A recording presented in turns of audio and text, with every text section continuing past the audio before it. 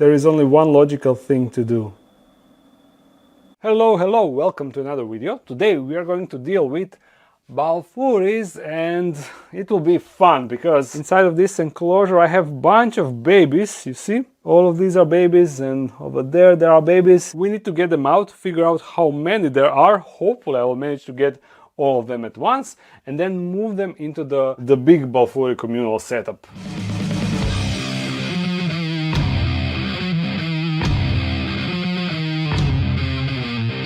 But before we dive into that, I know that a lot of you are dying for Junglearium information, so let me just briefly show you what is the current situation. Thankfully, the quick fix that I did works as a charm, as expected. The animals are all fine, all frogs are here and happy. And basically nothing changed. I know that I went through comments and I know that a lot of you are worried about the mold that is developing on top, but it is not bad at all. It didn't spread on the entire ceiling like some of you are thinking. When I cut this hole in the ceiling, there was no mold here, so mold is only located in that far corner that is exposed to most humidity, because you know, I have a waterfall on this side, so obviously this is the most humid area, while the other side over there I have a heater, so that area is warmer and the ceiling is much more drier. There is no condensation on top, while on that right side there was condensation all the time. And also you need to remember that this is the outside wall, so that wall and that side is colder than this side, so obviously all the condensation will happen on that side and not on this side. And for you that are wondering why I have the drywall on the ceiling and why is not the water resistant drywall, when we renovated this part of house, my plan was not to have the Junglearium like this. I didn't plan to have the entire space built like an enclosure. The thought come later when this was already set up, but I didn't just paint the walls inside. I put layers of hydro insulation on the entire side. I mean, there is a whole video of how I built it. It is not just drywall on top. I put the hydro insulation on it. So my mistake was to trust people that sold me that hydro insulation, that told me that it will be good for this purpose, because I detailedly explained what I will do and why I need that hydro insulation, and they pointed me to buy this stuff. And by the way, a lot of you are asking why I don't just buy stuff that is already true and tested. The problem is all the video and information, majority of information that I can get are all for US market or some European markets that I don't have access to those products. There are products that are probably similar to those products, but I'm not aware which one are actually available in Croatia. So that is why I trusted the people in the store that is kind of specialized for hydro insulation and stuff, but obviously no one is using that hydro insulation to this extent. This humidity and heat and temperature gradient, running water, obviously that was too much for it, and I couldn't really know it unless I tried it and tested. But that is life, and in life, when you are doing something new, when you are trying out something new, you will do a lot of mistakes, and that is normal. This build is not a common thing that I can just call someone and ask for information and to give me pointers. I know that a lot of you are pointing out to Ents Canada, but he got some company built the enclosure and it was completely different type of enclosure. It was like a real enclosure, it was enclosed, it was not this type. But anyhow, for Junglearium 2.0, I decided to go with full glass. Although then I'm not sure how I will do the scape inside, because I won't be able to do it like in this Junglearium, but I'll figure it out. The only problem with glass is, since it will be this big, how can I get a glass of that size inside of the dark den? You see, I have this door, but the problem is I have stairs, so I cannot just bend the glass to come from these stairs. And then if we go to this side, I have this door, but it is also wall here and stairs. So therefore I cannot fit a glass of nearly this dimension, which means that I will probably need to connect 2 or 3 long pieces of glass. That is the only way this will be doable. But for that, first I need to do the metal framing, although I have another update for that. For that we need to go to garage, so I can show you what I did. Now look at this. I built this whole construction by myself, and I welded it by myself, which is kind of obvious here, but these welds are pretty good. So I needed to build this. On top you see I have the storage for the stuff for the web shop, all the packing materials, enclosures and such. But intentionally I wanted to build this first before Junglearium to get a better feeling of how to weld properly. And after all of this welding, I think that I got it now. It is not super good, but I think I'm ready. Here is all the stuff that I need for the frame. So in like 2 weeks you can expect me finishing this and to be ready to properly start with the Junglearium build. But this is my garage, what do you say? It's pretty cool, huh? These two are waiting for me to start working with them. Too much stuff to do and too little free time, unfortunately. Okay, now we can proceed with the video, with BALFOURIs. Unfortunately, I don't remember when I paired the female. She made an egg sac in the middle of May. 2 months after that, they all emerged. And she's now emerging from her hide. And this is actually good because I would prefer to get her out first. Just like last time we did this, it will be much easier if she's not inside, threatening to bite me, you know. So let me... oh, no. Of course, it cannot be that easy. So again, I will need to try and get her to come out. Just like that. Yes. And now behind. Oh, no. Okay. Excellent, that's it. Now I can just put her aside and she can wait while we deal with her babies. And I must admit that they look really thick, you see? And also this one is in a pre-mold for sure. Look how dark it is. And with a huge abdomen. This is the good thing when you keep the babies with their mother, because their mother will feed them. I mean, I'm only feeding her, but when she kills the prey, the babies come and they also feed on the same prey, which is awesome thing. Anyhow, let's deal with this. I don't know where all the babies are, but all of them are successfully hiding, and I assume in this tunnel here and also here in the back, which is a bummer. It means that I will need to tear down her enclosure a bit. But here comes the first baby. Look at it, so tiny and so cute. I have an enclosure here, a spare empty enclosure, in which I will put them all, just temporarily until I get all of them or most of them. And I will also put this cork box so they have a place to hide a bit. Anyhow, first one is done.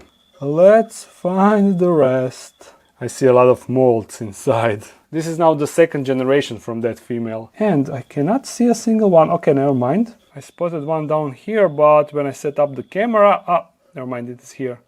Oh, 2. So this must be their hiding spot. Oh man, this will be tricky. Maybe I can get them in the cup. 1, 2, 3. Look, 3 are in the cup and 1 is on the cup. I think I found their hiding spot. In you go, my buddies. 2, 3. So that means 5 are now inside. I expect at least that many more. I wasn't even aware that this enclosure got a cork bark inside. Man, it looks like I will need to pull all of this out and thoroughly analyze it to make sure that there are no slings in the webbing. If that will even be possible. I don't see anything, but just in case I will put it inside of another enclosure. Just to be sure. Another one of these. So I'll just move that here. Because you can never be 100% certain. They tend to squeeze in very narrow places. Okay, let's continue our search. Here is number 6. In you go, buddy. Oh, I see another one that emerged out of the substrate. Yeah, come here. You see, typically they dislike human hand. And it will be a last place that they will go. Yeah, tarantulas don't like handling. They don't like it at all. There we go. So this is 7. A lucky number, right? Oh, yeah, I see more. Here's the one in the pre-mold. You see how dark it is. Usually it is not ideal thing to rehouse tarantula while it is in a pre-mold, but for slings it will be fine. That is 8, right? I'm already not sure. I got 9 on one hand and 10 on the other hand. Whoa. It is actually a good thing that they are in a pre-mold. Because of that they are kinda slowish and sluggish, you know. So they are a bit easier to manage. Come on, go. Let's find more! So just take all of this out. Yeah, I'm gonna check it out. It looks empty, but it will also go in the other enclosure. I actually spotted some movement over there. 2 are over there and 1 is freshly molted. Ooh, look at this. And that is 11, while this fresh one is number 12. If I can get it. There we go. Nailed it. Go meet your buddies. Great, great, great. But I want more. I think 15 would be number that I would be satisfied with, and I see number 13. Oh. Come on. Oh, and 14. Here they are. So one more and I'm satisfied. So let's see. Yes, look at this. There we go. 15. Of course, I need to see if there are more. But I reached the number that I'm satisfied with. Oh, we have 16. It is right here.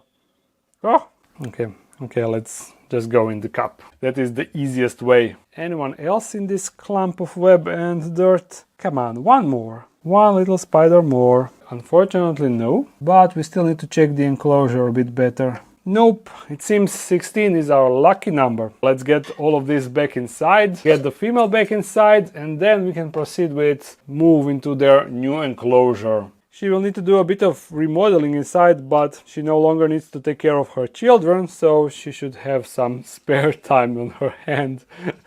Other side, please. Yes. Yeah, that's exactly. Sorry for destroying your house, but it should be familiar, you know, all the webbing is inside and also cork bark. So yeah, once again, sorry. Until next sexy time. Now let's move all of this inside of this enclosure. If you watched my last video, the last feeding video, I actually fed them one big hissa roach. And two females got it, and also one sling was on top of it, so it was a kind of cool sight, but unfortunately the female pulled the roach inside of her tunnel, so we couldn't see that much. But you see, there is one sling, 2, 3, 4, 5, and they are a bit bigger than these ones, but it is logical. They are older, they are first generation, and these are second generation. So let's add them in. That is an awesome thing when it comes to BALFOURIs. You can mix all sizes, males and females, and not to worry about anything. I never witnessed any aggression. Let me see if all are on the cork bark. Nope, only these 4. So let's put the cork bark like this here, so they have more stuff to web. Or maybe I will turn it on the other side. But look at this BALFOURI ball. Almost all of them are over there. There is only one logical thing to do.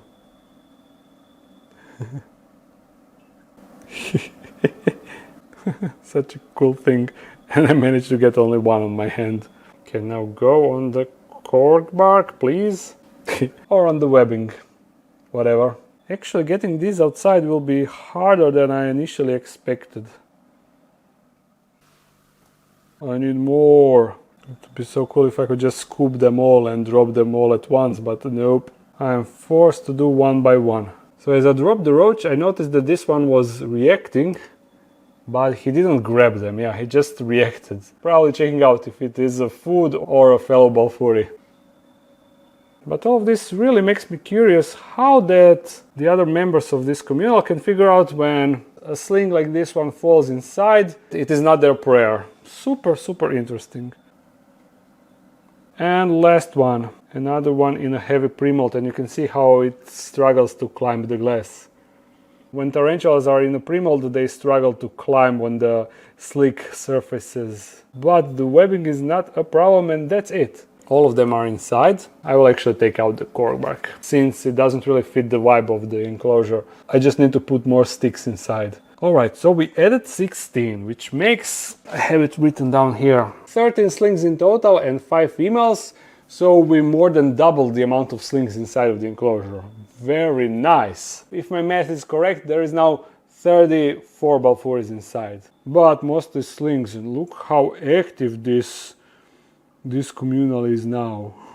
Awesome. But we need more, much more. I want to have at least 100 individuals inside. Yeah, that is the goal. And I want all this to be covered with web. That is not too much to ask, right? Nah, I don't think so. Anyhow, that is all for this video. And for the next one, we will start setting up this room better. I mean, I'm gonna move all of these enclosures into that room, and maybe I will move the table, but I'm not sure. We will see. Until then, I hope that you enjoyed this one. If you did, thumbs it up and comment something. If you want to support this channel more, there's a Patreon page, and there's also a webshop page with merch and also acrylic enclosures that are Very nice, stackable and all. I upload every Monday, sometimes a live stream on Sunday, so see you again really soon. Bye!